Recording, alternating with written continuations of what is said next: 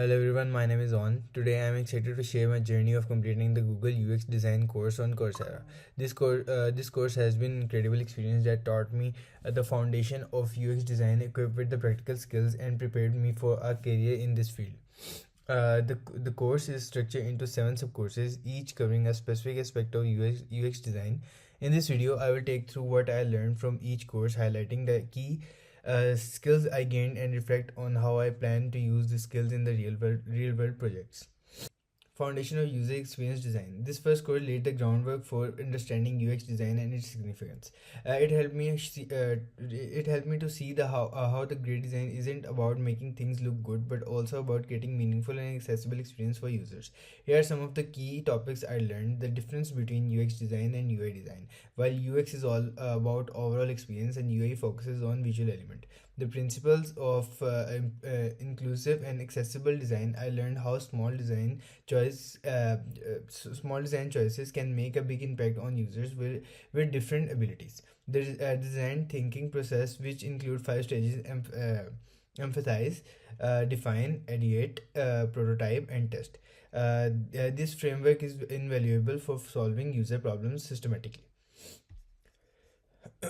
One thing that stood out to me was the emphasis on empathy, putting myself in the user's shoes to truly understand their needs and frustration. It's a mindset that helps me reshape how I approach problem solving.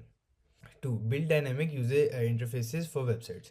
This course was all about technical and visual aspects of web design. I stepped into the world of coding, learning how to create dynamic responsive user interfaces. Some key takeaways include basics of HTML, CSS, JavaScript. They are foundational tools for building functional and visual appealing websites. For example, I learned how to create interactive button and navigation menus. The principle of responsive design, which ensured that a website looked great on any device from desktop to smartphone. How to apply design principle like visual hierarchy, typography, and color theory to guide users' attention and improve usability. Gave me deeper appreciation. This course gave me a deeper appreciation for collaboration between designers and developers. I realized how important it is to understand the technical aspect of design to create feasible and effective solutions. 3. Conduct UX research and test early concepts. Research is the heart of user-centered design, and this course taught me how to gather and analyze user insights effectively. This part of the course was particularly exciting because it emphasized the importance of understanding users deeply. I learned that before jumping into design, it's crucial to spend time gathering insights directly from the people who will use the product or service. Different research methods.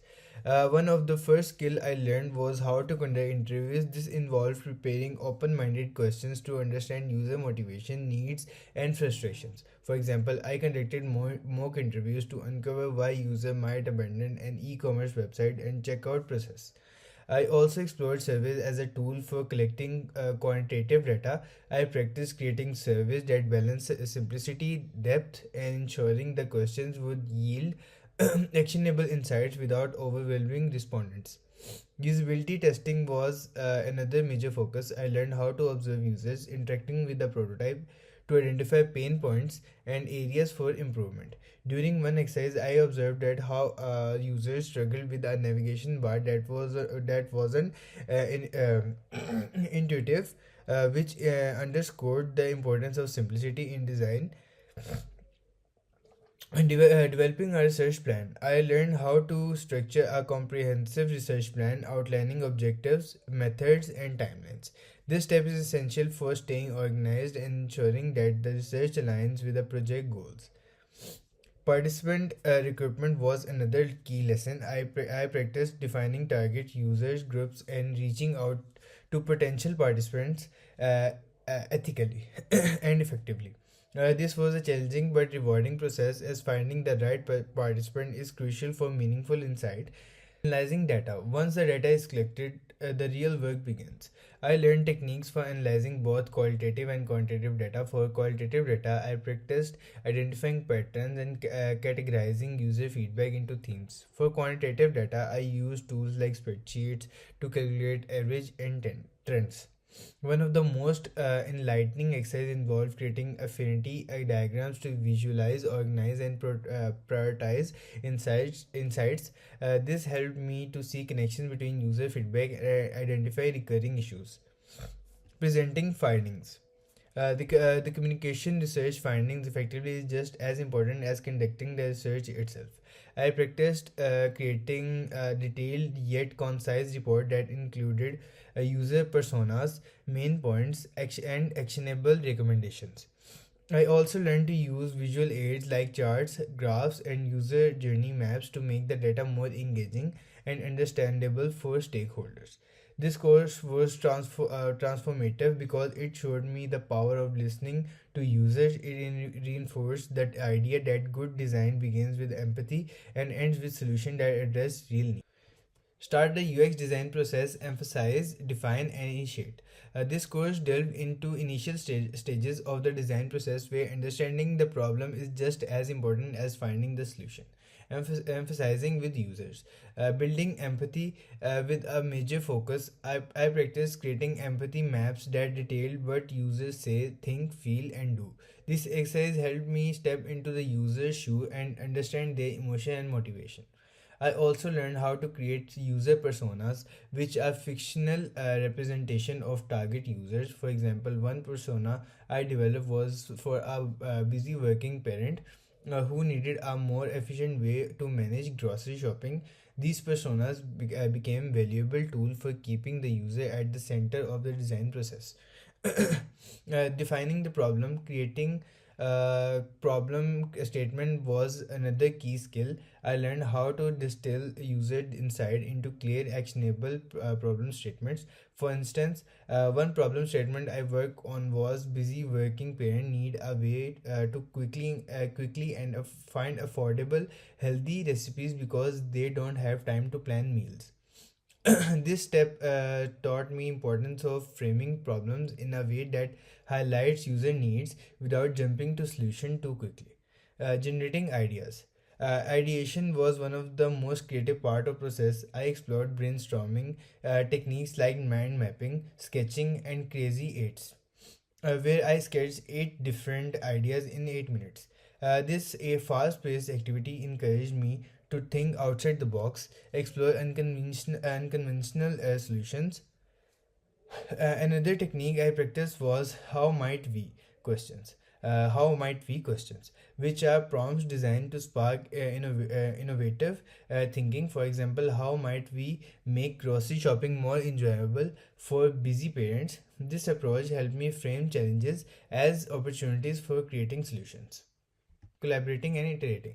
Collaboration was a recurring theme in this course. I learned how to share ideas with peers, gather feedbacks, and iterate on design. This process reinforced the value of teamwork and importance of being upon the constructive criticism. This stage of design process was incredibly rewarding because it emphasized the process of importance of exploration and experimentation. It taught me to embrace and trust the process of discovering innovative solutions. Design a user experience for social good and prepare for jobs. This course was both inspiring and practical. It emphasized the role of UX design in creating solutions that benefit society while also preparing me to launch a career in this field. Tackling social issues through design. A major highlight of this course was a capstone project. I was tasked with designing a solution for socialized issue and choose to focus on mental health. My goal was to create an app concept that helps a user track their mood, assess mental health resources easily. This project required extensive research into challenging faced by people with mental health conditions. I conducted interviews, surveys to gather insights into their needs and frustration. The finding revealed that many users struggle with keeping track on their emotion and accessible, reliable resources. Based on the research, I designed a prototype that included features like daily mood tracking, journaling prompts, and a directory of mental health professionals. This project taught me how to balance user needs with a broader social goals, creating a solution that is both practical and impactful. Building a UX portfolio. One of the most valuable aspects of this course was learning how to create an impressive user portfolio. I learned how to document my projects in a way that highlight my skills, thought process, and impact of my design. For each project, I included detailed case studies that described the problem, my approach, and the final outcome. I also incorporated visual like wireframes, prototypes, and user journey maps to make the portfolio more engaging. This exercise helped me reflect on my growth as a designer and identify areas for improvement. I also boosted my confidence in presenting my work to potential employers. Preparing for UX job interviews. The course also focused on preparing the job interviews. I also practice answering common interview questions such as, can you describe a challenging design problem you solved, and how do you handle a feedback? I also learned how to present case studies during interviews using storytelling techniques to explain my design process and decisions. This skill was invaluable when I start applying for UX roles. Reflecting on designing for social goods. Good. This course reminded me that design isn't just about creating product; it's also about solving problems and making more positive impact. It inspired me to think about how I can use my skills to address presenting issues like mental health, climate change, and education. I came away from a stronger sense of purpose and motivation to contribute meaningful project and improve people's life.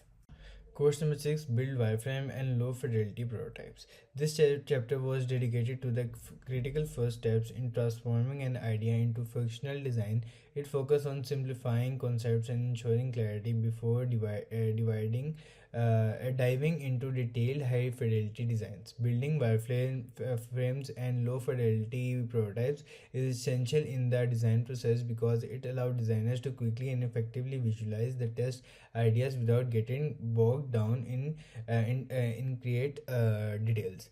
I began by learning how to sketch wireframes. Wireframes are essential basic blueprints of a product's interface and focusing on layout and structure.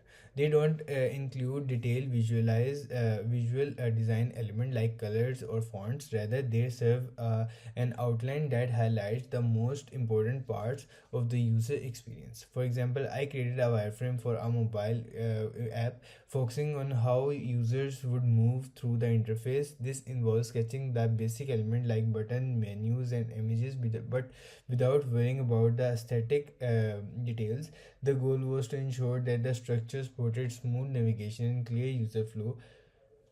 After wireframing, I moved on to creating a low fidelity prototypes using tools like Figma. Low fidelity prototypes are simple, clickable versions of wireframes that simulate the basic interaction of an app or website.